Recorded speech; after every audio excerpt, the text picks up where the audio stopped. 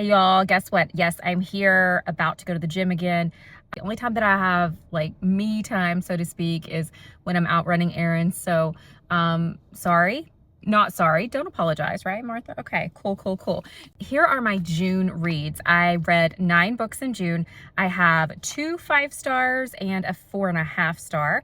I'm gonna go through them from least favorite to most favorite. So stay tuned to see what those 5 stars are. Okay, so I thought I could do you a favor and take my sunglasses off, right?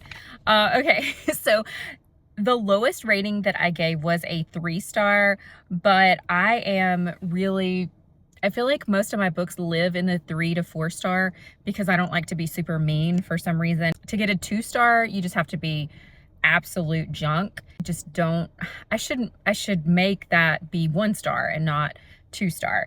But nevertheless, here are my 3 stars that I had, and I'm gonna give them in the order of my least favorite to most favorite 3 star, and then we'll go to 4 star and 5 star. Okay, yeah, that's how that works.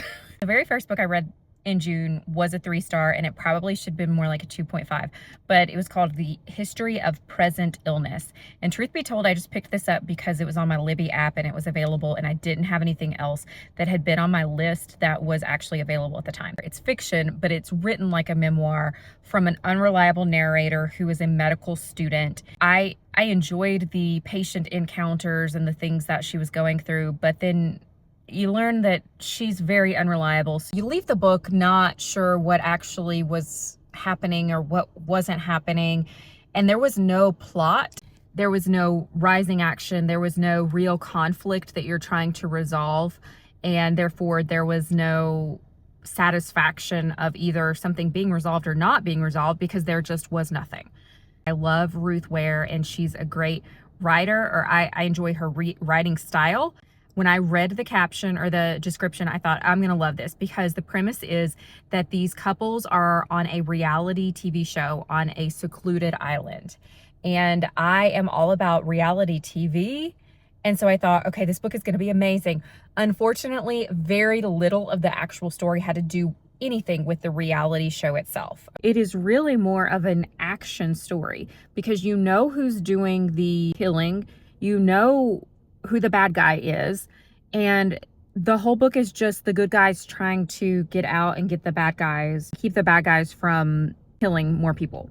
Okay, so it's not really a thriller in my opinion. Yeah, there is kind of a twist, but honestly, it's not big enough of a twist to be any sort of a thriller in my mind. So that was a very disappointing read because I tend to like Ruth Ware's thrillers. The next 3 star that I've got is Vacancy in Room 10. Well, we're following a few different storylines. First of all, one of them has a husband who has unalived himself, but he used to live in this motel sometimes, or go there to create paintings. And then she finds paintings of this mysterious woman who she thinks he's had an affair with. So she's trying to figure out, where did these paintings come from? But then there's also some bad stuff going on in the motel, and she's trying to solve this. I'm not selling it well because I didn't find it intriguing. There were a lot of plot lines going on, which I'm fine with, but you had to really suspend reality, and then the resolution was just so fantastical that it didn't make sense to be kind of like that real life thriller that I'm looking for. I listened to it, it was fine, whatever. Other Side of Night.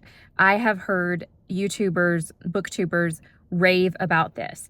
It starts out where somebody has found a book, and in this book it says something like, "Help, he's going to hurt me." There's two mysterious deaths. There's some science that comes into play because one of the deaths was a scientist, and maybe they were exposed to something in the lab, or maybe somebody is killing them on purpose. Honestly, the character development was poor. The plot line was poor. We get to the end and it turns very sci-fi. So if you like a sci-fi thriller, you might enjoy this. I'm not super into sci-fi. I like more of a character development. I like more of a slow burn. Give me those characters and those relationships and those slice of life. And this did not have that at all. Okay, so now we're done with the 3 stars. Sorry, I mean, I know like my reviews of 3 stars are probably really boring because I don't like them. Okay, so my 4 star is The Husbands, and this one is just a fun read. It revolves around this woman who has never been married, but one day she wakes up and this man comes down from the attic and he's her husband, or he says he's her husband. And she realized that anytime that these husbands go up into the attic, they switch out and a different husband comes down. So she kind of plays around with this idea and realizes that her entire life has changed based on each husband. Sometimes people in her life are dead or not alive, or people in her life are having struggles. So she will cycle through these husbands until she finds like this perfect situation.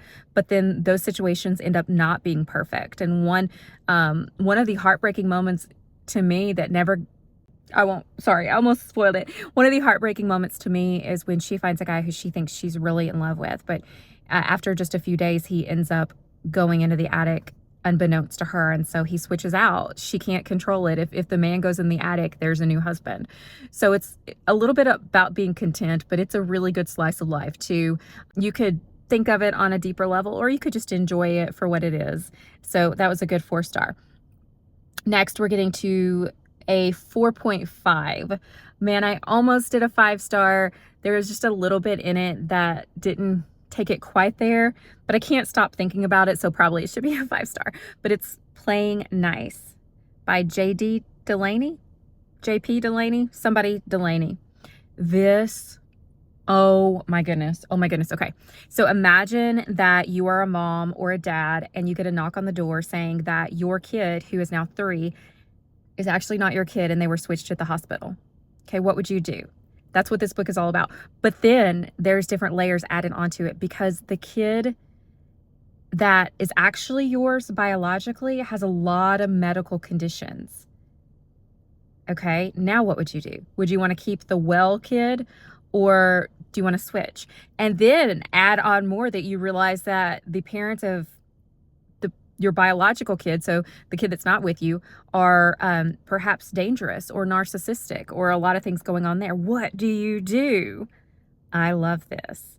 And there's, it's so good. Pick that up. This one is one where it's a good conversation starter. I don't tend to talk about books to people who are in my real life, because I feel like it's kind of boring. If you're not actually reading the book, or you're not interested, you're not a reader, and you don't want to hear these synopses, like, you don't want to hear me give a summary of a book that you're not going to read or not interested in reading. But this is one where I was able to like chat with my husband and be like, what would you do? I loved it. And lots of good, I'm not going to say like surprising twists, but enough to definitely keep you guessing, but keep you very interested in like, what are they going to do and how is this going to play out? Loved it. Okay, next is, I've got 2 5-stars. They're very different. One is from definitely a new favorite author, and that's Tiffany McDaniel. She wrote Betty, which tore my heart to pieces. Oh my goodness. This one is on the savage side. This takes place in rural Ohio. It revolves just around a drug epidemic, so there definitely is a trigger warning for that. But this girl has a twin, and she grows up with a mom who is a drug addict and prostitutes herself, and her aunt lives there as well, as in the very same situation, and she is SA'd, and it goes with her on the journey of how she realizes that it's horrible and she never wants to be in that position ever. But that's where she ends up. It is a dual timeline, so we're jumping back and forth between her childhood and her current day situation and all the relationships that she's in her current day. Tiffany McDaniel writes with such poetic prose that it is breathtaking. If you really stop and you read her explanations for just the way the world works, it is beautiful. It is beautiful, full of metaphors, but also very readable.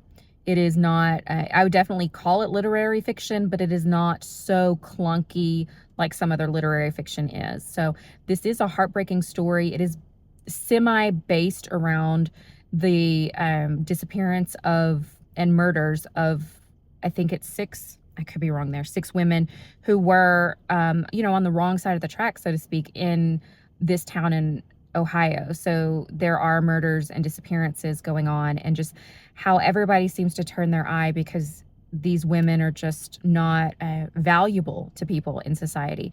So plot is great, character development is great, and it also just really causes you to stop and think deeper about how we value people. All right, the last one is The Heiress, from another probably favorite author of mine. And this one's completely different from my other 5-star. It is a gothic thriller. If you know me, you know that I love gothic vibes. I love this setting, especially give me a story set in the South and I'm sold. And this is set in the South. It's set in North Carolina. And this man is an heir to a huge fortune from a woman who was mysteriously kidnapped, but then returned to her family under some very weird circumstances. And this man is not her biological son. He was adopted. And so she does have biological relatives who are very upset about him being an heir. He's bringing his wife back here to this massive estate, this home. Weird stuff happens. We're also reading this diary. So it's kind of like a dual timeline. We're reading the diary or letters from the old woman who we know has passed away and was the heiress to a vast fortune that she is passing along to her adopted son and his wife. And we're coming to realize that she was married 4 times and all of her husbands died. So it's giving some of the the husbands of Evelyn Hugo. 7 Husbands of Evelyn Hugo. What is that called? Okay, anyway, it's what I love that book. I can't think of, I'm really bad with titles and names, but her husbands have died all under mysterious circumstances, and she's revealing the truth behind each one of those. So that keeps you captivated, but then you're also going back and forth between what's happening in present day and how this man and his wife are dealing with the dynamics of family members who feel like they are justified to wealth. And like I said, weird things are coming on, and just a lot of dark vibes, but it's very fast paced, very bingeable. So this was fun, good twists, and the writing was just very fluid. I enjoyed it because of the character development. A good character, and I'm gonna love the character. There were things that happened that I didn't see coming, and I loved it. So there are my book reads for June. I'm already at 9 or 10 books, I think, for July, and I've got a couple of 5-stars. So I'm excited to share those with you soon. July will be over before we know it, and school will be back. Anyway, so what was your favorite read in June or over the summer? Have you found any 5-star reads, and have you read any of the books that I've mentioned? What did you think? Are some of them overhyped on BookTube, or did you find the hype to be real? What did you think? Let me know below, and do all the things like subscribe and like. You know, I'm just a teacher over here trying to make some extra coin and share my love for books. So I would love to hear from all of you. Bye, guys.